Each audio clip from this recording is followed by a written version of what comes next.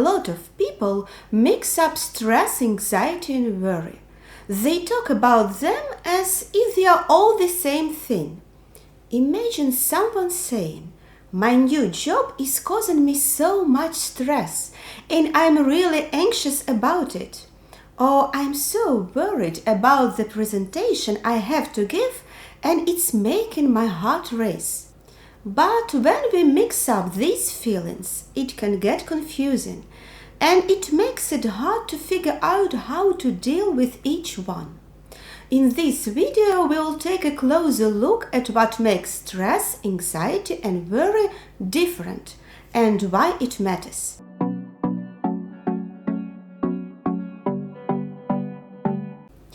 Worry is like a mental spinning wheel, where your mind fixates on negative thoughts, uncertain outcomes, or potential mishaps. In essence, is the cognitive part of anxiety.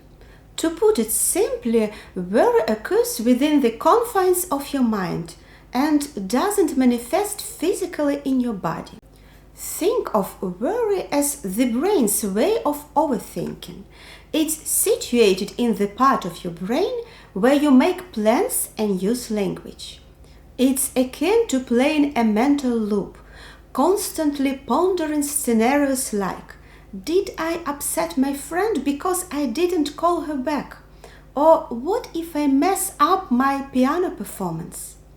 These thoughts seem like puzzle pieces that your brain struggles to fit together. Worry serves a purpose in our human toolbox. It's a problem-solving mechanism. When facing complex issues, it helps us examine them from multiple angles. Yet, when worry takes control and becomes a repetitive, never-ending soundtrack, it can lead to issues such as depression and a condition known as generalized anxiety disorder. All those persistent negative thoughts related to stresses fall under the umbrella of worries. These worries can be challenging to manage and can even influence your behavior negatively. Worry can be seen as the cognitive component of anxiety, rooted in our frontal lobes, the brain region responsible for higher-order thinking, planning, and language processing. Worry involves thoughts such as, "Is she upset with me?" or "What might occur during my upcoming performance?" Sometimes worry can be productive when it comes to handling problems. This positive kind of worry, like contemplating how to pay your bills or overcome challenging situations, can focus your thoughts. It motivates you to seek solutions. In turn, taking action to address these problems can reduce worrying thoughts. It's possible to experience temporary stress and worry without them developing into full-blown anxiety. When you feel stress or worry, you have the power to take control and manage the symptoms, preventing them from progressing into an anxiety disorder. For instance, when dealing with stress, engage in physical activity. Even a brief walk or a 5-minute jump rope session can help release built-up tension. Additionally, you can alleviate your mind from persistent worries by writing them down in a brain dump. This process clarifies your thoughts and aids in finding practical resolutions to your concerns.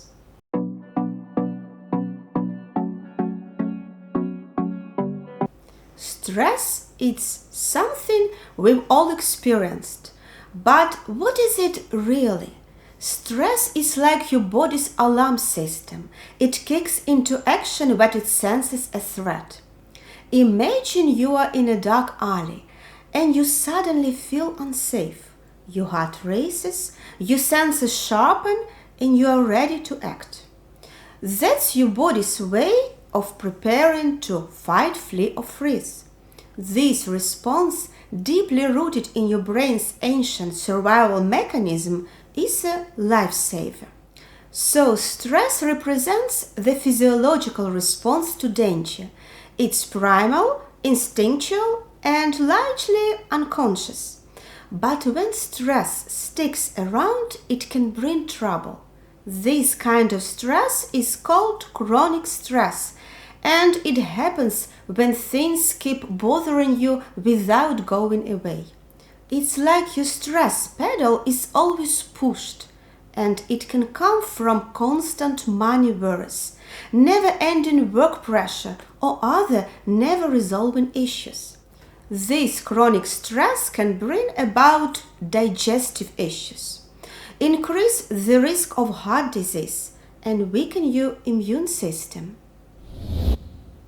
Let's talk about how to handle stress effectively.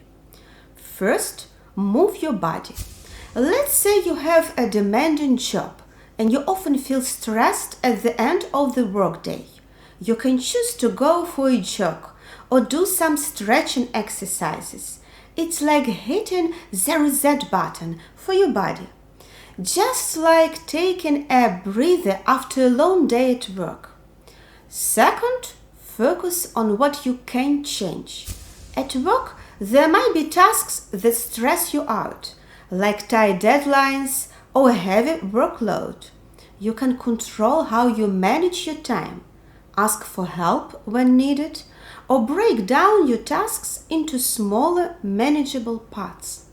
These are the things you can change, but you can't control your co-workers' behavior or magically make your boss less demanding.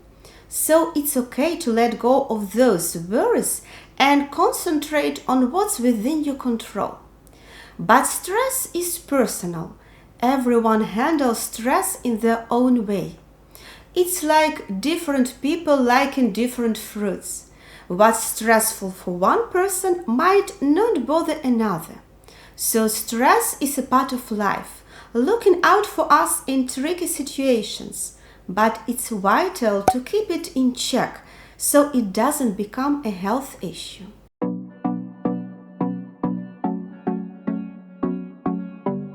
Anxiety is like the culmination of stress and worry.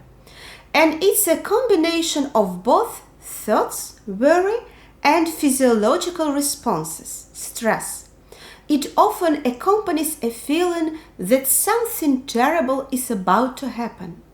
While anxiety serves as a natural defense mechanism to keep us watchful for potential threats, an excessive presence of anxiety can hinder our ability to experience happiness and make progress in line with our values. Here's how anxiety works. Remember how stress is a natural response to threat. Well, anxiety is a similar response, but there is no actual threat. It's like a false alarm going off.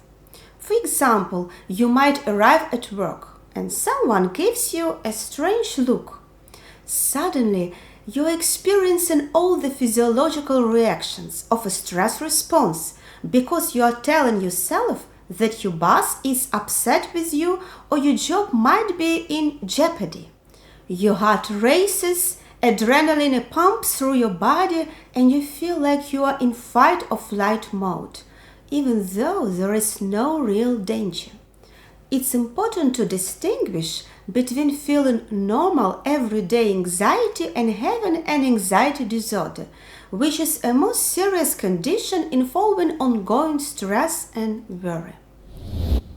To effectively manage anxiety, it's crucial to address the both components of stress and worry. When it comes to managing worry, the key lies in cognitive interventions. In simple terms, to handle worry better, you need to change the way you think. It's about adjusting the thoughts and pictures that keep popping up in your head. On the other hand, dealing with the physiological stress response requires a bottom-up approach. The idea is to work on regulating the physiological reactions first, and then gradually move to cognitive interventions and emotional aspects to address worry and thought patterns. The first key to managing anxiety is awareness.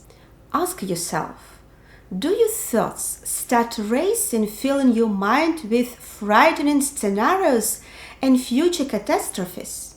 Or do you feel it more in your body, perhaps through a tight stomach or clammy hands? Being in tune with these reactions empowers you to tackle anxiety more effectively. Give this a try. Split anxiety into its two main parts, worry and stress. Keeping a journal can be quite useful in helping you see how these aspects show up in your life. Remember, anxiety impacts both your mind and body, so altering your thoughts alone might not be the best way to deal with it.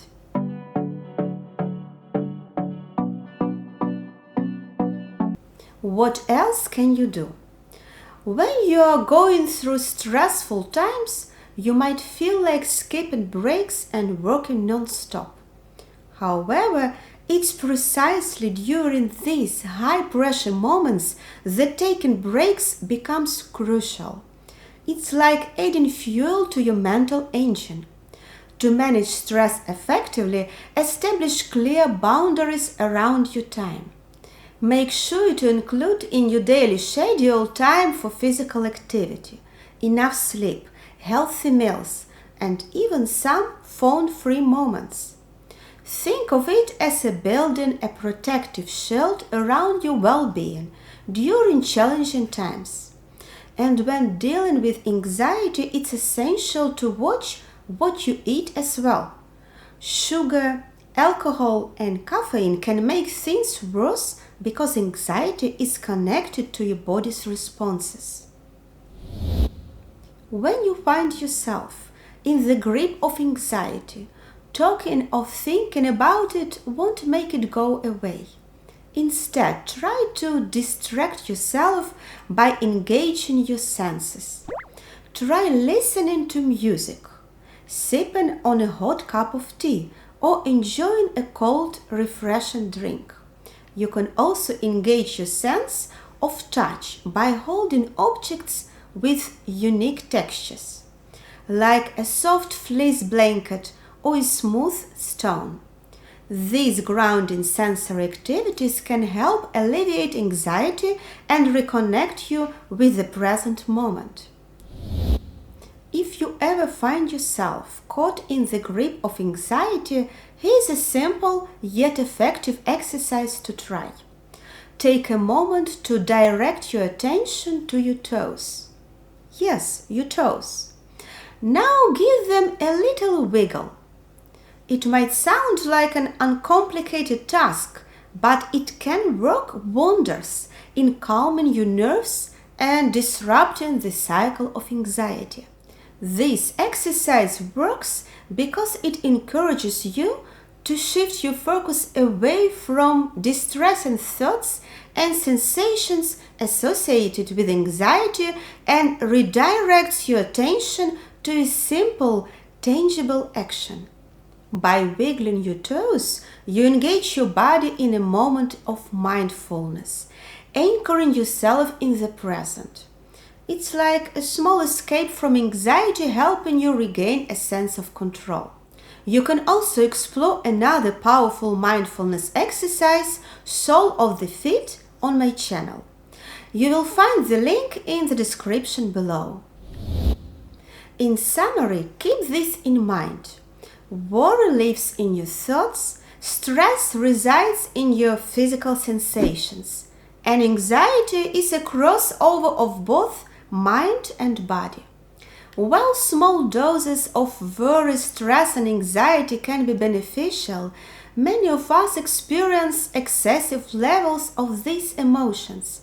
The good news is there are steps you can take to manage your symptoms. I hope this was helpful. Check my other videos on anxiety, grounding techniques, meditation, and hypnosis sessions. Subscribe to this channel to stay tuned for more content like this. Thank you for watching. Take care.